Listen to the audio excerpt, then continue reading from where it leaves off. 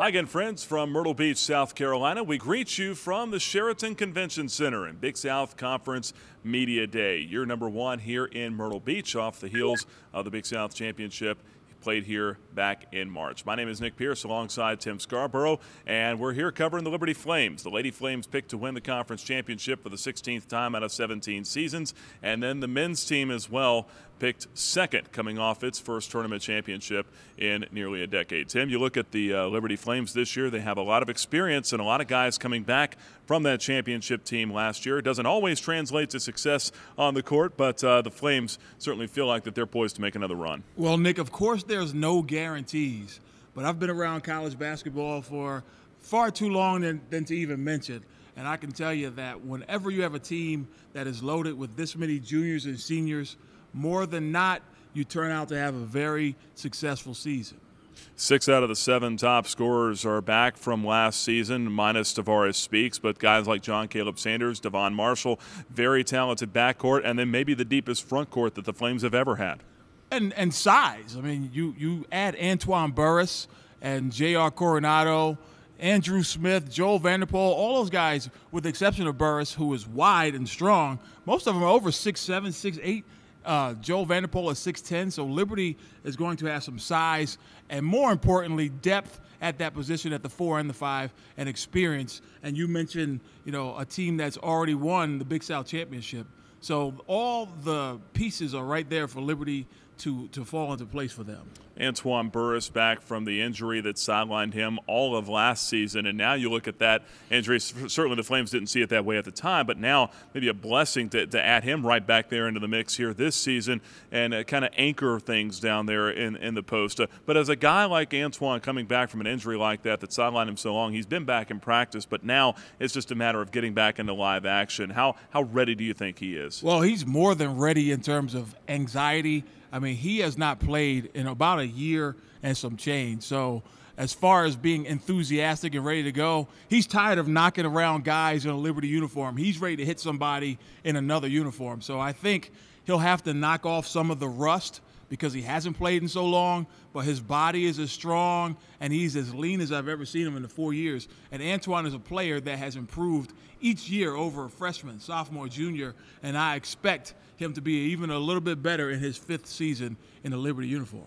And then you look at some of Liberty's top scorers coming back. John Caleb Sanders, the headliner there, averaging more than 14 points a game. But he's coming off ankle surgery in the offseason, and the Flames are trying to get him healthy. Talking to Coach Laird, doesn't look like he's going to miss a significant amount of time. But, Tim, how does a guy like John Caleb impact the flow of this offense? Well, you're missing a guy that's a leader in your backcourt. You mentioned the 15 points a game, 14.5 points a game. Obviously, you're going to miss some of that.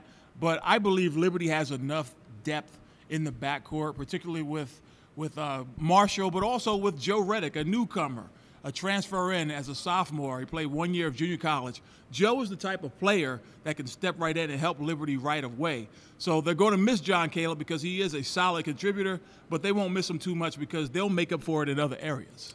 And again, it doesn't look like John Caleb Sanders is going to miss a significant amount of time, and still a chance, we're told, that he could even be ready for the first game of the season. Only time will tell. But staying in the backcourt, the Flames do lose a significant piece in Tavares Speaks, the biggest loss for this team, not just from a scoring side, but Tim and Tavares, you had a guy that you could just stick out there on the other team's best offensive player and say, go shut him down, and Tavares had a knack for being able to do that. Well, you certainly will miss his athleticism and size on the perimeter. But Tomas Giello is a guy that at 6'9" will probably play the 3 position, the position that Tavares Speaks occupied last season. Now, Tomas will never be considered a guy or never be accused of a guy that plays a lot of defense. But at the other end, you have to guard him. What he brings to this team is a lot of energy on the offensive end, the 3-point shooting, the putting on the floor. He can get to the rim. So they'll miss a little bit of Trap Speaks on the defensive end, but I think they'll more than make up for it on the offensive end. Let's look at the schedule here for the Flames, and one that's a little more friendly here in the month of November than what we saw last year when this team started 0-8 and then overcame that to make the championship run. Randolph College, the opener at home, but then you've got William & Mary, Western Carolina, UNC Wilmington, but two of those games are at home, so a chance for the Flames to get acclimated to some familiar settings and also play in front of their home fans. Well, I really think it's a perfect storm for Liberty to have a very successful start. Basically the antithesis of last season. You mentioned the 0-8 start.